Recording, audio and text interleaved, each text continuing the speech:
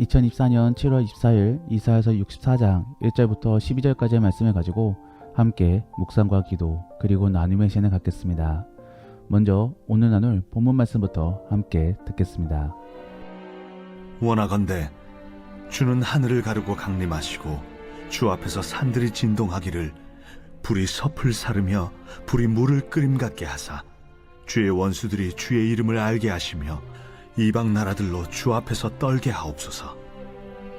주께서 강림하사 우리가 생각하지 못한 두려운 일을 행하시던 그때에 산들이 주 앞에서 진동하였사오니 주 외에는 자기를 앙망하는 자를 위하여 이런 일을 행한 신을 옛부터 들은 자도 없고 귀로 들은 자도 없고 눈으로 본 자도 없었나이다. 주께서 기쁘게 공의를 행하는 자와 주의 길에서 주를 기억하는 자를 선대하시거늘 우리가 범죄함으로 주께서 진노하셨사오며 이 현상이 이미 오래되었사오니 우리가 어찌 구원을 얻을 수 있으리이까. 무릇 우리는 다 부정한 자 같아서 우리의 의는 다 더러운 옷 같으며 우리는 다 잎사귀같이 시들므로 우리의 죄악이 바람같이 우리를 몰아가나이다. 주의 이름을 부르는 자가 없으며 스스로 분발하여 주를 붙잡는 자가 없사오니 이는 주께서 우리에게 얼굴을 숨기시며 우리의 죄악으로 말미암아 우리가 소멸되게 하셨음이니이다. 그러나 여호와여, 이제 주는 우리 아버지시이니이다. 우리는 진흙이요 주는 토기장이시니 우리는 다 주의 손으로 지으신 것이니이다. 여호와여, 너무 분노하지 마시오며 죄악을 영원히 기억하지 마시옵소서. 구하오니 보시옵소서, 보시옵소서. 우리는 다 주의 백성이니이다. 주의 거룩한 성읍들이 광야가 되었으며 시온이 광야가 되었으며 예루살렘이 황폐하였나이다. 우리 조상들이 주를 찬송하던 우리의 거룩하고 아름다운 성전이 불에 탔으며 우리가 즐거워하던 곳이 다 황폐하였나이다. 여호와여, 일이 이러하거늘 주께서 아직도 가만히 계시려 하시나이까? 주께서 아직도 잠잠하시고 우리에게 심한 괴로움을 받게 하시려나이까? 오늘 본문에서는 주의 백성들이 하나님께 호소하고 있는 그러한 부분들이 등장하고 있습니다. 그러므로 자기의 죄를 고백하고 있지만서도 한편으로는 자신들과 하나님과의 관계를 논하면서 구원해 주실 것을 간구하고 있는 것입니다. 저는 이러한 주의 백성들의 간청을 들어보면서 주의 백성들이 어떠한 생각을 품고 있는지를 살펴보기를 원합니다. 그래서 평상시에 믿음 생활 속에 우리는 어떠한 생각을 품어야 될지를 함께 나누어 보기를 원합니다. 첫 번째로 주의 백성들은 종말을 고대하고 있습니다. 그러므로 오늘 본문의 1절 말씀에서는 원하건대 주여 하늘을 가르시고 강림하여 주소서라고 청하고 있는 것입니다. 우리는 3절 말씀을 통하여 이들이 시내산 강림 사건을 염두하고 있음을 짐작해 볼 수 있습니다. 하나님께서 시내산에 임하실 때 모든 이스라엘 사람들은 하나님을 두려워하였었습니다. 그래서 심지어는 앞으로 주의 말씀이 임할 때에는 자기들에게 직접적으로 말씀해 주지 말아 주시고 도리어 대언자를 세워 대신하여 말씀을 전해달라고 요청하였던 것입니다. 그렇게 무서운 하나님의 이미지를 오늘 본문의 3절 말씀에서는 주 앞에 모든 산들이 두려워 떤다라고 표현하였던 것입니다.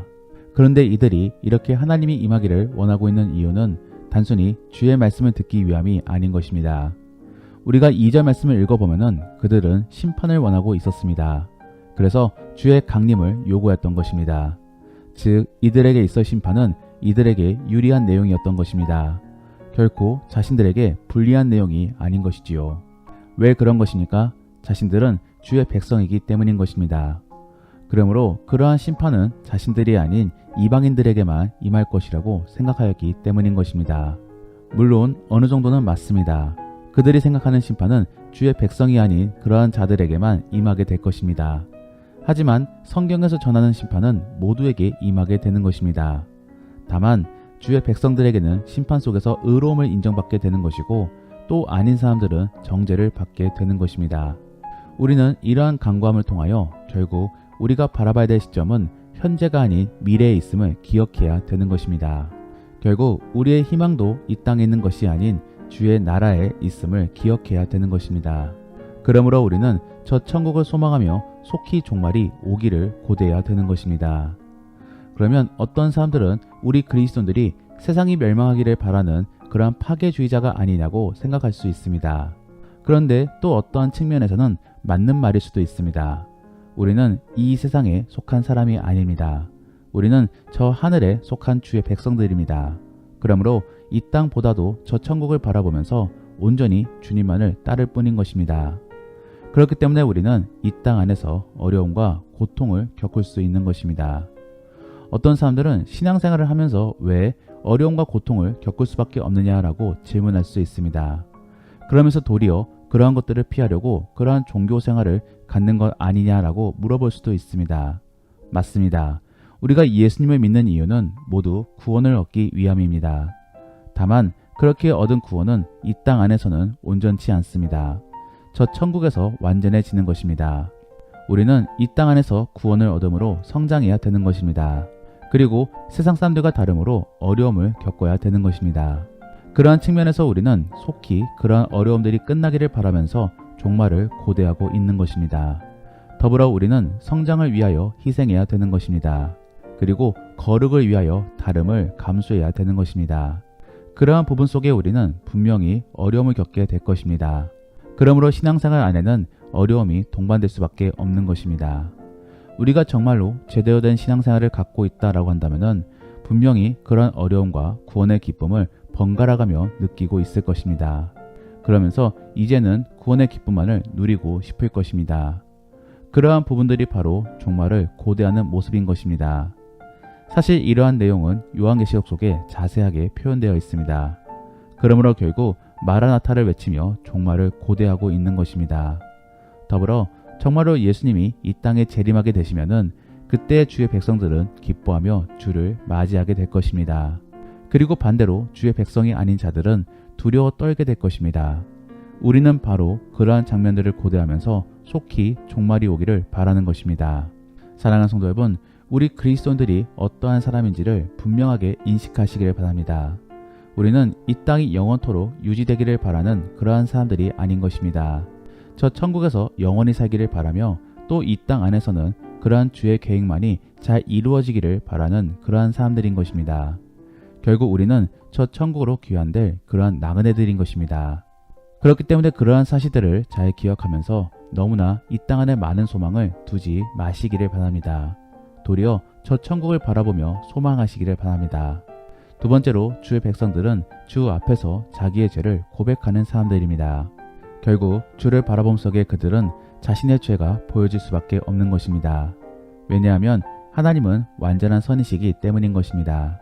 그러므로 5절 말씀에 주께서 기쁘게 공의를 행하는 자와 주의 길에 주를 기억하는 자를 선대하시거늘 우리가 범죄함으로 라고 전해주고 있는 것입니다. 이 말씀은 분명 주님은 이렇게 우리에게 은혜를 주시거늘 우리는 원수로 갚습니다 라고 고백하며 고개를 떨구고 있는 장면인 것입니다. 하지만 동시에 죄에 대한 고백과 함께 자신의 죄도 고백하고 있는 그러한 부분인 것입니다. 결국 선하신 주님 앞에서 자신의 죄가 발견되어지고 있는 그러한 부분인 것입니다. 그들은 이미 다 알고 있습니다. 바로 그러한 죄가 도리어 하나님께로부터 멀어지게 만든다라는 사실을 말입니다. 그러므로 7절 말씀에서는 주께서 우리에게 얼굴을 숨기신다라고 전하고 있는 것입니다. 이들은 분명 주를 바라지만서도 결국 그러함 속에 자신들의 죄가 보여지니 두렵고 부끄러웠던 것입니다. 그러므로 그들은 이렇게 하나님께 고개를 떨구며 고백하고 있는 것입니다. 우리도 사실 이러한 사람들과 똑같습니다. 우리는 주를 바라보며 간구하고 있지만서도 결국 우리는 계속적으로 죄를 짓고 있습니다. 중요한 부분은 정말로 예수님을 분명하게 믿고 있다라고 한다면은 우리 안에는 이러한 고백이 흘러나와야 된다라는 것입니다. 베드로가 예수님을 마주했을 때 그는 어떠한 고백을 하였습니까? 누가복음 5장 8절 말씀에 주여 나를 떠나소서 나는 죄인이로소이다 라고 고백하였습니다. 결국 자신이 죄인임을 고백하고 있는 것입니다. 이것은 분명 다름을 고백하고 있지만서도 한편으로는 자신의 정체성을 드러내고 있는 것입니다. 우리도 이러한 고백이 흘러나와야 되는 것입니다. 우리는 분명 구원을 받았습니다. 그러므로 의로움을 인정받았습니다. 하지만 그럼에도 우리는 여전히 죄악에 따라 죄를 지으려고 하는 그러한 습성을 지니고 있습니다. 그러므로 우리는 죄인인 것입니다. 그러한 부분들을 분명하게 인지함으로 주 앞에서 겸손해져야 될 것입니다. 그리고 주님께 간구해야 되는 것입니다.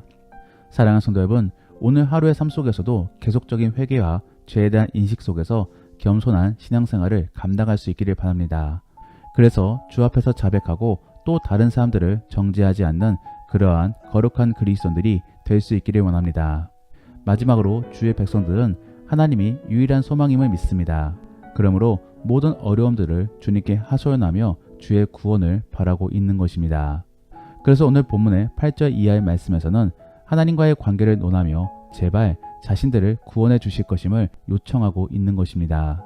더불어 7절 말씀도 읽어보면은 자신들이 결국 이러한 어려움을 겪고 있는 이유는 하나님께로부터 멀리 떨어져 있음을 인식하고 있음을 볼 수 있습니다.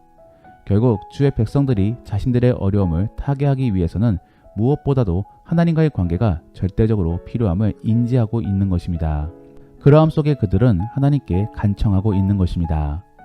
우리는 이렇게 주 앞에 겸손하고 있는지를 생각해 볼 필요가 있습니다. 사실 많은 사람들은 어려움 앞에서 하나님을 의지하기보다 다른 무언가를 의지하면서 타개할 방법을 찾습니다. 도리어 그럴 때일수록 하나님은 뒷전인 것이지요. 앞서도 말씀드렸듯이 우리가 받은 구원은 이 땅 안에서는 완전치 않습니다. 그러므로 우리가 받은 구원은 임의와 아직 속에서 있는 것입니다.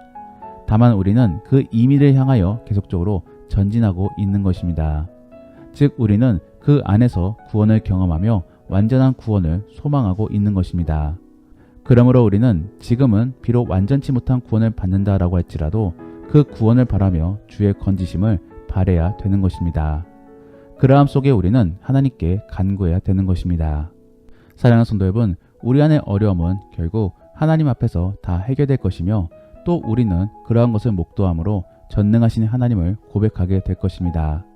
그렇기 때문에 우리는 먼저 하나님 앞에서 우리의 어려움을 고백해야 되는 것입니다. 그러고 나서 하나님의 인도하심을 기대해야 되는 것입니다. 정말로 그렇게 신앙생활을 가지시기를 바랍니다. 그리고 정말로 그렇게 역사하시는 하나님을 경험할 수 있기를 바랍니다. 저도 몇 가지의 기도 제목이 있습니다. 그리고 이 기도 제목은 아직은 이루어지지 않았습니다. 하지만 계속적으로 틈이 날 때마다 기도하면서 그러한 문제가 해결되기를 바라며 노력하고 있습니다. 하나님께서는 분명 언젠가 주가 정하신 때에 그 문제를 해결해 주실 것입니다. 그리고 그렇게 인도해 주실 것입니다. 저는 그러한 사실들을 믿으면서 기대하고 있습니다. 더불어 그렇게 해결된 적이 있었기 때문에 이번에도 그렇게 해결해 주실 것이라고 믿으며 기도하고 있습니다. 그리고 또 언젠가는 정말로 그 문제가 그렇게 해결되어지므로 간증 속에서 주의 일하심을 고백하게 될 것입니다. 저는 우리 모든 성도님들도 그러한 신앙생활을 갖기를 원합니다.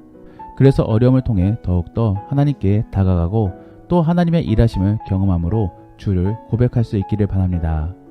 말씀을 정리합니다. 오늘은 주의 백성들의 고백을 통하여 주의 백성들은 과연 어떠한 생각과 방향을 품었는지를 함께 살펴봤습니다. 첫 번째로 그들은 종말을 고대한다라는 것입니다. 종말을 고대함은 분명 어려움이 있다라는 뜻도 되는 것입니다. 어려움이 없으면 이 땅의 종말을 고대할 필요가 없게 되는 것입니다. 다만 더 큰 의미 속에서는 결국 우리가 이 땅의 백성이 아닌 천국의 백성이기 때문에 주의 나라가 속히 오기를 바라는 것입니다. 더불어 우리는 나그네이기 때문에 이 땅의 모든 소망을 품을 수 없는 것입니다. 그러한 사실을 기억하면서 속히 주의 나라가 이 땅에 임하기를 위하여 간구해야 되는 것입니다. 두 번째로 주의 백성은 자신이 죄인임을 인정한다라는 것입니다. 우리는 주님을 마주하면서 우리의 죄를 발견합니다. 그러면서 회개하고 겸손해집니다. 그러한 부분들을 인지함으로 더욱더 회개함 속에 겸손의 신앙생활을 가져야 될 것입니다. 마지막으로 주의 백성들은 하나님이 유일한 소망임을 믿는 사람들인 것입니다.